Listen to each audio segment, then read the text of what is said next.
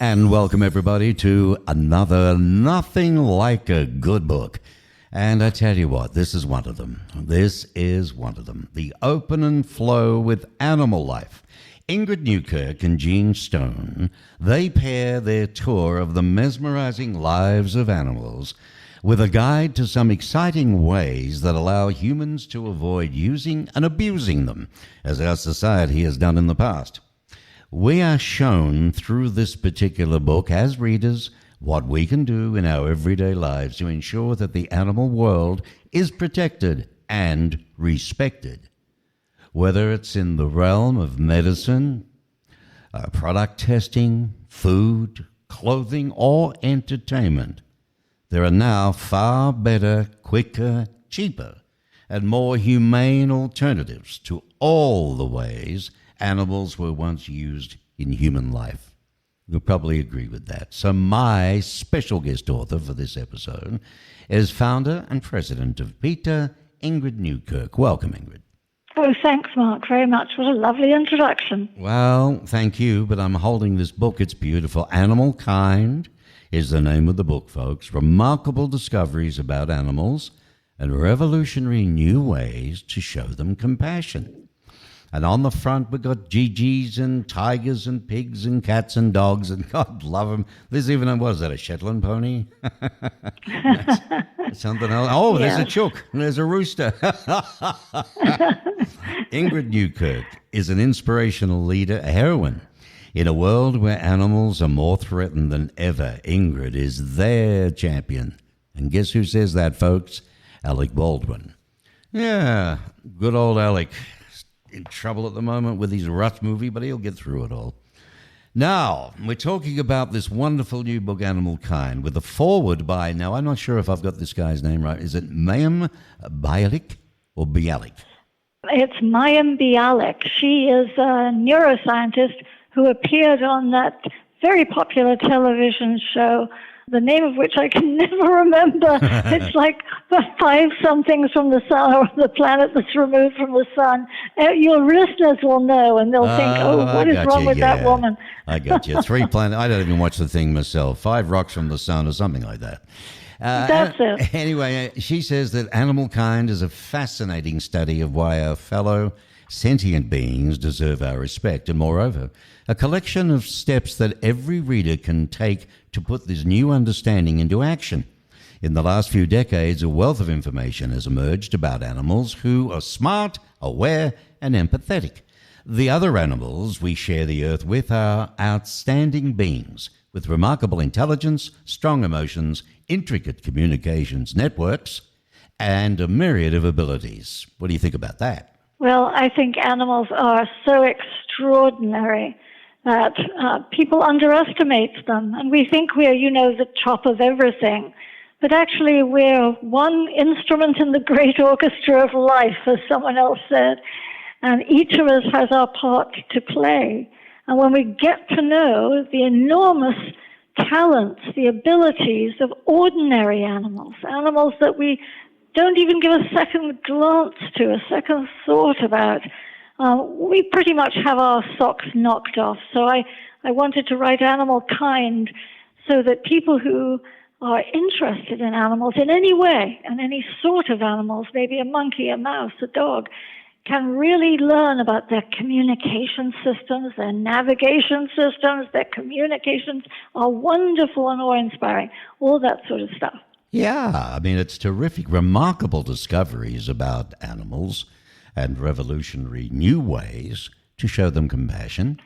You and co-author Gene Stone present these findings with, you've got to say, detailed and fascinating examples, and I want to go into those with you, if I may. We've got sort of part 1 of Animal Kind, and we've got the second part. And I do want to mention this, though, firstly. Looking at the book, I came across under scientific research. Folks, I'd like to share this with you. Now, is this fellow's name Gluck or Gluck? John P. Gluck. It is Gluck. Okay, I want to be sure. Dr. Gluck. Dr. Gluck. So Dr. Gluck says there is no research more valuable than our own integrity and ethical coherence. And our treatment of animals is a direct reflection of our values towards life and one another. And that is Dr. John P. Gluck, PhD, Emeritus Professor of Psychology at the University of New Mexico. Different slant on that, and I think people are going to love this book. It'll have you thinking about the creatures that share our planet. Maybe you've got a chook at home, right? A rooster, maybe a pet mouse, whatever, pet rat. Their astonishing capabilities and emotions, in which way we could improve how we cohabit with them. That's what this book is about and why it's fascinating. Here we go. We're going to talk about some things. For instance, if I told you that geese, you look at a geese, you say, so what? They fall in love. They stay with a partner for life, even at great personal risk, right? So let's talk about that little one. How did you figure that out? Well, I've done a lot of my homework and a lot of research, and I do collect cuttings and bits from scientific publications about animals.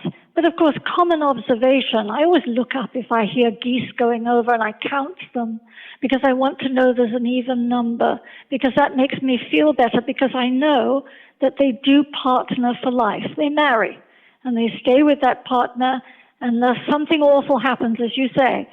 Someone shoots one out of the sky, and usually the life mate will go down and sit beside that goose and wait with them. And I saw this in Pennsylvania with pigeons. People are quick to dismiss pigeons, and pigeons are wonderfully faithful animals and the best parents in the world. They could teach us a thing or two. Isn't that amazing? Wow. The male pigeon and the female pigeon both make milk in their crop, that part of their throat, and they take turns feeding their baby, going out to forage and coming back.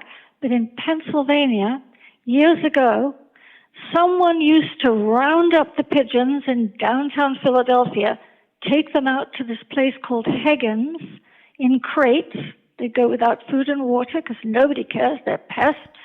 So they would think, open the crate, let them fly out, and for a fee, people standing behind a rail could shoot them. Oh, lovely. And I saw, it was just abominable, these dear, gentle, tiny birds. Yes. And as they fell, their life mates would come and sit beside them, even though the guns were still going off and they were petrified.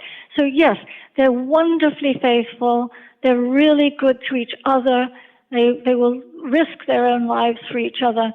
And I think it's a shame if people say, oh, they're just flying rats or geese, who cares, I'll have a roast goose for dinner. Right. No, they're individuals like us. Yeah, God, I can't believe that. Something shocking. Taking them out in crates and then throwing them up and charging if you can shoot them. But isn't that lovely how one flies down amongst all the firing and the noise, the bangs? Doesn't matter. My loved one has gone down and I'm going down to be with. Remarkable discovery. Now, squirrels. Let's take squirrels. For those that are into astrology and so on, you'll love this one.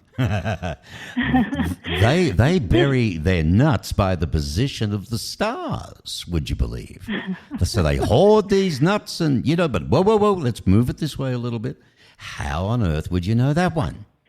Well, it's wonderful. They not only do that, but it's been seen by observation at a university, somebody who's watching squirrels very carefully, that if they know you're watching them, they'll pretend to bury the nut in one place, but they'll secret it away, and they won't actually bury it there. They'll just go somewhere else and bury it. But I have the most wonderful, wonderful video I got from the internet that made me laugh. This squirrel has got to a bird feeder, and on the bird feeder there is a jar of seeds with a screw top. And he is working away at this, trying to get the screw top off. And you think how that must be hard. No one's ever told him how a screw top jar works. And he worked for about 20 minutes on it, and the man is commenting from inside his window and says, it's been about 20 minutes, I think he's giving up. And you see the squirrel look exhausted, and he goes back for one last go, and he pushes and pushes, and he gets the jar lid going, he gets the whole screw top off, and instead of just going for the seeds, he takes the screw top in his mouth, runs down the fence line with it, dumps it in the neighbor's yard where it can't be found in the bushes, and then comes back and eats the seed. Wow, tell me they don't have a brain. Go on. It's unbelievable. That is incredible. I'm talking to Ingrid Newkirk, who is, of course, the founder and CEO of PETA, but her new book out that she wrote with Gene Stone, who's done many different things in writing, is called Animal Kind, Remarkable Discoveries About Animals. And a lot of accolades. Jonathan Safran from the New York Times, best-selling author of Eating Animals. He says, with wisdom and eloquence, Ingrid Newkirk and Gene Stone remind us of what we've always known, but too often forget, that animals are deserving of our care. And there's another one from Dr. Marty Goldstein, author of The Nature of Animal Healing. She says, we share this planet and the same kingdom with the animals, and although we feel superior to them, they have senses that far surpass ours. This book shows how much we have to learn from them, beginning with compassion, simplicity, and unconditional love. It is a must-read. It's called Animal Kind. So let's talk about pigeons. We've touched on that. And, of course, low-frequency radio waves is what they fly by. But I tried to sing under the shower, and I don't do too well. I, drown myself. But fish sing underwater. They do. And if I may go back to what you said about radio waves, that is fascinating. Because, Marconi with wireless and all the things we've learned over the years, we've been very slow since the beginning of time. Mm-hmm. Birds, pigeons, can fly vast distances. Turtles do the same on land and in the sea, navigating by the stars, navigating by the Earth's magnetic field, navigating by radio waves that we've been oblivious to, absolutely oblivious to. But yes, fish sing, and if you have the right acoustic instrumentation, you put it under the water. It's not only whales who are telling their history across the world, it's the little tiny fishes. They have all sorts of sounds, and they actually sound like birds chirping. You have to slow down your recordings and play them back at a slow speed to catch all the little cheeps and chirps and things and the sounds that they're making. But they're definitely, like all animals, communicating sometimes at frequencies we can't hear, like mice. Mice have a very high pitch. You can't hear it without instrumentation. And elephants Isn't that have amazing? a rumble. Well, elephants, yeah, that one surprises me. They use their trunks, apparently, to send subsonic signals, which alerts other herds a mile or away or further. And, if there's danger around or there's a source of water that they've found and they want to tell them about it. I always thought the trunks were for me and other things, but not that. Yes, they send these low-pitched subsonic rumbles through the earth, and they travel for a mile or more so that elephants somewhere else pick up that signal. And it's not as if they just hear, somebody's rumbling. They know what it means. And in one part of Africa, it was noted that elephants sent this signal when people with guns came for them. And in the other part, over a mile away, elephants were found up against the fence line of the park, cowering because they had been told by the first lot of elephants that there's danger, that men are coming to kill us, that somebody has fallen down. And elephants, Mark, I have a wonderful book, and I got a lot of research from beautiful. this about African They never forget. They've got massive memories, I know that. Massive memories, and they also are altruistic, which so many animals are. And that in this book, you will find one incident. It's true. There was a wildlife photographer who was accompanying some trophy hunters, which trophy hunting is such an abomination. And he went out with them. They shot a bull elephant, but they didn't kill him. And he went off into the forest. And it was getting dark, so they didn't want to follow him because they thought the herd might attack them. Yeah. And so they waited till the morning. And in the morning, what they could see, he did die in the night, is that two other elephants, one got on each side of him, propped him up, and ran with him to get him away from them. and they were with him when he collapsed in the end. Ah, sad, very sad. And the hunters, and, for the darn tusks and everything else, what goes on is just heartbreaking. This is so in-depth, this Animal Kind, written with Gene Stone. Now, Gene has, written and co-written or ghost-written more than 45 books, including Forks Over Knives, How Not to Die, Living the Farm Sanctuary Life, and The Engine 2 Diet. He's reached millions of readers with important ideas about ways to work, live, and to thrive. How come you tied up with him on this to do this book? Well, I'm very busy, and I thought I need some help with this. And Gene is a great, kind man, and he has a much more business-like sense about how you put a book together. I'm just fascinated with animals. I adore everything that I read about them. I find them fascinating in every way. And he is more sort of the person who can compile this in the right way and so on. So Gene and I struck a good friendship, and he decided that he would work with me on this book, which he did. And Animal Kind has really gone very well. Unfortunately, book tours, of course, are not what they used to be, with bookstores not having so many presentations as they used to. But yes, it's been a good thing. I didn't realize that with book tours. I thought they'd still be popular. Where you sign books all day long and get a sore wrist. No, it isn't the same. I mean, publishing has changed enormously, and so have things like book tours. They have changed too. People just don't do as much. I remember in the day, my first book is that you would go out, you'd fly there one night, you'd do early morning shows, you'd work all day, you'd sign all afternoon, right, get on the plane, go to the next city. Those times have gone. Unless you're Jacqueline Suzanne or Colin Powell or someone, right, it doesn't happen. Yeah. We're dependent on people who care buying the book. There you go, and you can buy the book, of course. We'll talk about that in a moment, but I just want to get through some of these extra animals that people mightn't realize. We've talked about birds. I mean, they've been found to be far more devoted to their romantic partners, as you touched on, while the divorce rate in the U.S. is around 40 to 45%. Swans, for instance, they have a 95% rate of staying together for a lifetime. Correct? Yes, that's absolutely right. And there are others, too. I find the courtship rituals of animals fascinating. Yes, guys will, pull up in a red Corvette or something and buy the most fancy wine and bring flowers. Bowerbirds and other birds do bring flowers.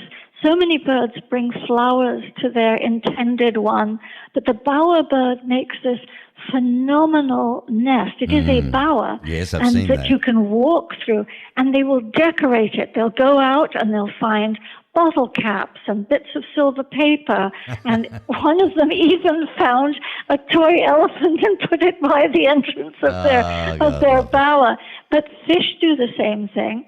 You mentioned there's a little fish who goes down into the ocean floor and carves out the most phenomenal design, a big circular design. It's just, you think, how can you do that with just fins? They make depressions, and in the middle, they put a place for their loved one to come and lay her eggs. And they use that as a courtship to say, look how clever an architect I am. It's just, the courtship rituals are so touching. I mean, they snuggle and they coo and they carry on. Right. And here we are. We disregard all that, take the mother cow's calf away from her as if it's nothing, separate the mates from each other, ship them around in roadside zoos. It's just so appalling, especially in laboratories, Mark. You touched on that. They take the baby monkeys away from their mothers as if it's nothing. That's a sad one for me. I can't stand what they do, and you've worked very hard to stop the import of those, thousands of them in by cargo ship and so on. Cows, you touched on that, they communicate with each other using subtle changes in facial expression. Or moo cows, rhinos use a breath language, and frogs, they've learned to combat street noise by using drain pipes to amplify their calls. Clever little buggers, aren't they?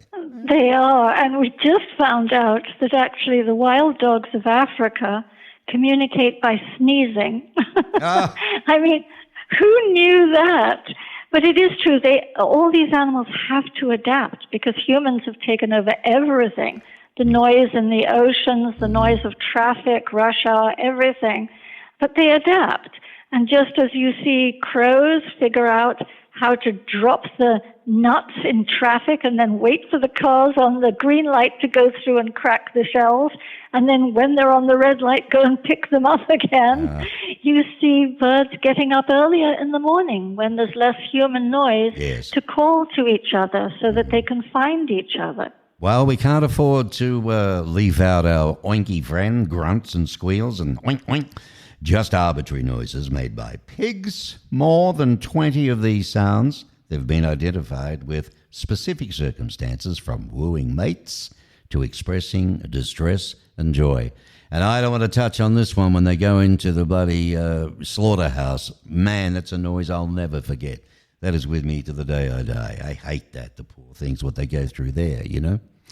Chickens. Form complex pecking orders in which each bird not only understands her ranking, but can recall the faces and ranks of more than 100 other birds. Is that right? That is right. And it's the same with sheep. And sheep can recognize faces, humans, and other sheep from photographs. It's really absolutely extraordinary. University of Bristol in the UK spends its entire time studying these kinds of things. And they have pigs who will turn the thermostat, because they're allowed to, on or off, depending on if they're hot or they're cold. The same with horses, who will press a button to get a blanket put on or taken off. These animals all figure things out. They're all paying attention because we're in charge and they have to. So when you learn about all the things they're doing, it's extraordinary.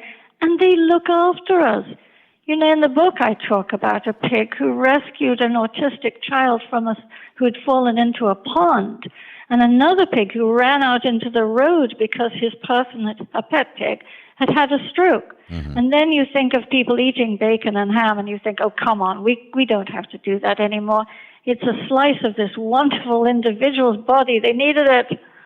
Well, you know, that's a tough one. There's a lot of people, and I must admit, including me, but as you get older, I think twice about it now, to be honest with you. Now, medical science, I want to, because in the time we have left, I mean, you provide simple ways in which we can all avoid using or abusing animals, focusing on the 4 fields where animals are most often exploited: medical science, clothing, entertainment, and food. Right? Now, advances in technology are increasingly able to replace harmful medical experiments on animals, and innovations in animal-free materials have led major fashion designers to take a stand against using real fur. So, Animal Kind is the book. It offers alternatives for all the uses animals once served in our lives, and it includes actionable items that readers can apply in their own lives. And among many improvements, right, Ingrid, industries and individuals can substitute faux fleece and apple or grape leather for animal hide and hair. Okay, you can, talk about these if you wish, touch on them as I mention them. Yes, it's absolutely wonderful. We have reached a time, 2024, when we don't have to behave like survivalists. We don't have to depend on stealing things that belong to animals, killing animals for stuff. We have, especially in the experimentation field, we have whole human DNA on the internet, and we have human organs on a chip. So you can actually conduct an experiment with a heart or a liver or something on a chip without hurting anybody. And it's applicable. It's not a different species. It doesn't have a different metabolism. It's you. Right. So we've got all this stuff. We've got high-speed computers. You just program them with human data, not something from a poor rat or a monkey. And I will say this, Mark, you probably read in the book, These little mice, and people can say, oh, well, pigeons, mice. It's a little mammal with thoughts in its head and interests. If the lab door starts to open or the knob starts to turn, they know now this little animal's adrenaline level shoots up. Their heart starts pounding. They've got all these things happening physiologically in them, which can only make the results of the experiment even less reliable than before. But you're right. We've got apple leather, pineapple leather. We have faux fleece. We have everything you could possibly want. And back to food, I mean, we do have, I just love the fact that we've got ham and bacon and all these things now that are vegan. Well, this and is when it, people try them, they like them. They do. There's a massive growth rate amongst people. And if you don't think about it, you'd still enjoy it. And you think you're having the real thing. But also, folks, you can invest in plant-based nutrition, as an alternative to artery-clogging animal-based products. I mean, you can't, there's a lot of good stuff with plant-based nutrition. And you can spare monkeys a life behind bars in laboratory cages. How? By embracing human cell technology. That's how you do that. You can swap captive orca exhibits and elephant rides for virtual reality and animatronics. That is incredible. A chip, and you can do all that. Where are we going to? I tell you, between AI and all this jazz, I think I was born too early. I'll be off the planet. I'm just going to miss all the good stuff, What are we going to do with all these poor animals, mate? Whatever happens when the planet, gets hurt. The book is called Animal Kind. It is written by Ingrid Newkirk and Gene Stone. It's available where, Ingrid, please? It's available on the PETA.org website, and it's available at Amazon or wherever you get books, Animal Kind. There we go. It's a wonderful book. It's well worthwhile. I tell you what I see it as. It's a lovely gift. It can be Christmas. It can be it can be Mother's Day, Father's Day. It can be Easter. There's no excuses. It's a type of book you can give any time for a present. That's what I think anyway.